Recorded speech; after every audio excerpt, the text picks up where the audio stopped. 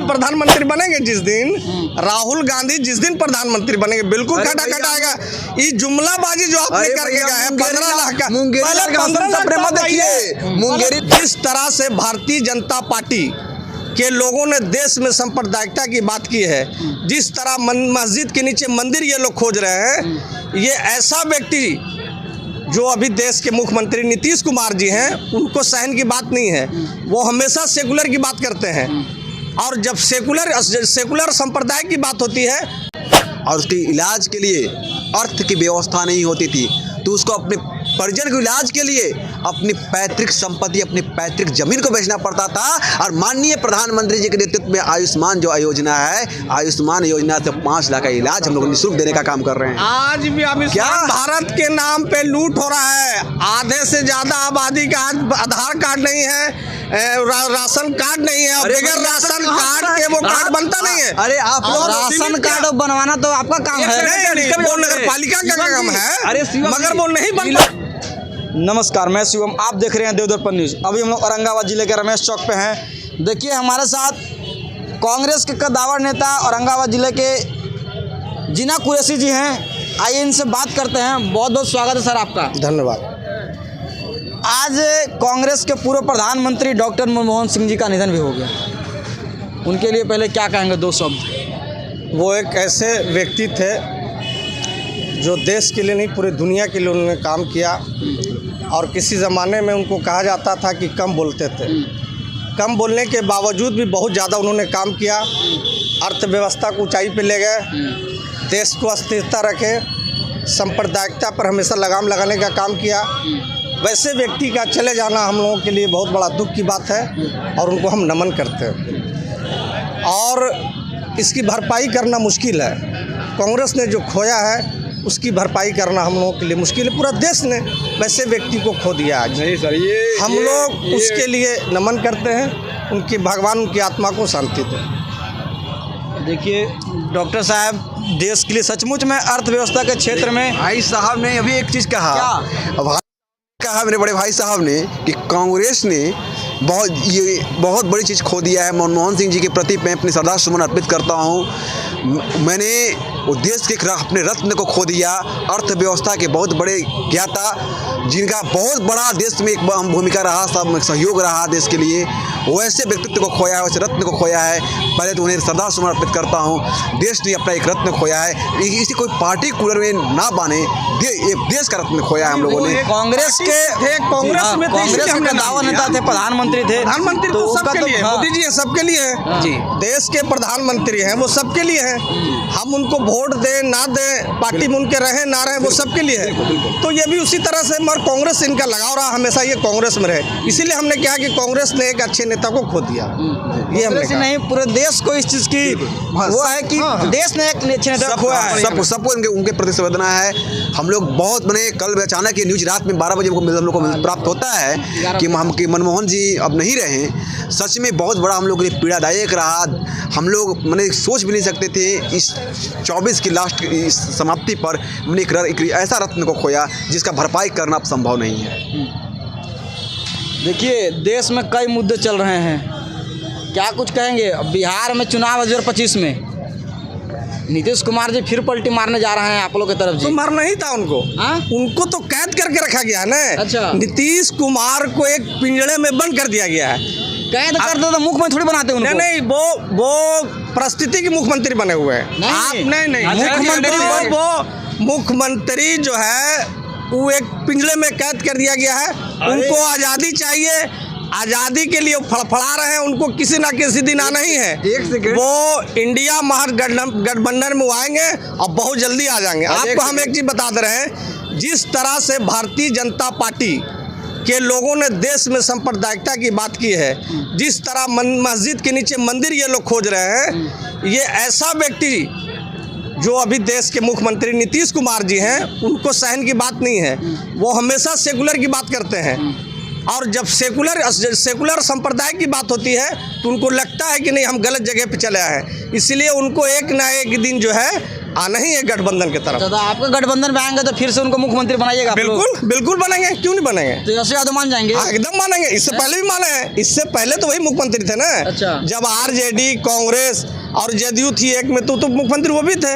इधर आएंगे, उनका स्वागत है, फिर मुख्यमंत्री बनेंगे वो। पहले तो 20 साल से मुख्यमंत्री है या फिर रहेंगे शिवम जी, वो इनकी बात पे आना चाह रहा हूँ। इन्होंने बोला कि वो परिस्थिति के मुख्यमंत्री हैं। अच्छा। जब इनके गोद में थे तो सब कुछ सामान्य था, लेकिन आपको याद होगा जब इनके साथ थे और जब शराबबंदी जब माननीय नीतीश कुमार जी के द्वारा किया गया है और इसको लेकर तेजस्वी जी लगातार उन पर दबाव डाल रहे थे, उनका शासनकाल जब इनकी सरकार राजद की सरकार में जब थी बिहार में, वो खुद को असहज महसूस कर रहे थे। उन्होंने कहा था कि मैं गलत जगह चला गया।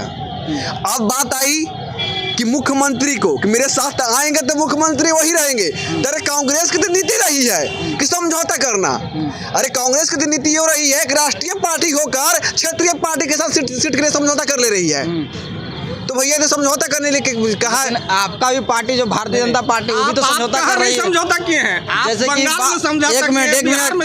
मिनट रास्ता में किए, जैसे बिहार में भी नहीं किया, आप बताइए हमको। हर जगह आप समझौता किए हैं। सबसे ज्यादा सीट ला के 72 सीट ला के भी पार्टी तो वही है। 72 सीट ला के भी भाजपा इनको मुखिया बना दिया बिहार का। बैसाखी पर है, नीतीश जी नायडू हट जाए उसके बाद देखिए आप कहाँ रहेंगे। उनको इसलिए मुखिया बनाया गया, इसलिए मुख्यमंत्री बनाया गया कि बिहार को समृद्धि और बिहार को विकास की जरूरत है।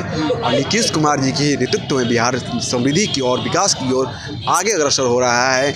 जिस तरह से भी बिहार में अपराध पर लगाम लगाया गया है, जिस तरह से माननीय मुख्यमंत्री जी ने शराबबंदी करके एक बहुत अच्छा पैगाम बिहार को राज्य को देने का काम किया कि जिस तरह से लोग पहले शराब पीकर मने सड़कों पर जिस तरह के दुर्व्यवहार करते थे वो सब बंद हुआ। इसलिए भाजपा ने उनको फिर से अपने सरकार के साथ मिलकर उन्हें मुख्यमंत्री बनाने का काम किया है, ना कि समझौता करने का काम किया है। आगे भी मुख्यमंत्री वही रहेंगे इस बार? बिल्कुल बिल्कुल। सम्राट चौधरी कहते थे पहले जी कि इनको आपको मुख्यमंत्री से हटाना है, तबे मुरेठा खुलेगा, लेकिन मुरेठा पहले ही खुलवा दिए उनका।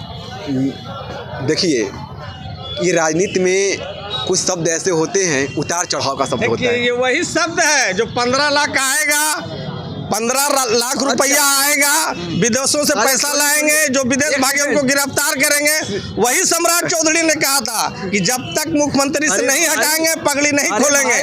और जाके पगड़ी खोल लिए, गंगा में स्नान कर लिए, उसके बाद जाकर के फिर इनके गोद में बैठ के कहा गया आएगा। मेरी सरकार रही है, झारखंड में आ रहा है, झारखंड में आ रहा है भाई, पूरे देश में आएगा। हमें प्रधानमंत्री बनेंगे जिस दिन, राहुल गांधी जिस दिन प्रधानमंत्री बनेंगे, बिल्कुल खटाखट आएगा। ये जुमलाबाजी जो आपने करके गया है 15 लाख का, मुंगेरी लाल का हसन सपने मत देखिए, मुंगेरी लाल का हसन सपने मत देखिए। अब 15 लाख रुपया लेके आइए ना भैया। आप कहाँ 15 लाख? आज देश खोज रही है कि 15 लाख रुपया मेरा कहाँ गया। 25 रुपये 40 रुपये पेट्रोल कहाँ गया, गैस का दाम कहाँ गया, सब्जी का दाम कहाँ जा रहा है, इस पर तो आप नाम लगाइए। आप तो एक समाज को तोड़ने का काम कर रहे हैं, पूरे देश में समाज को तोड़ रहे हैं।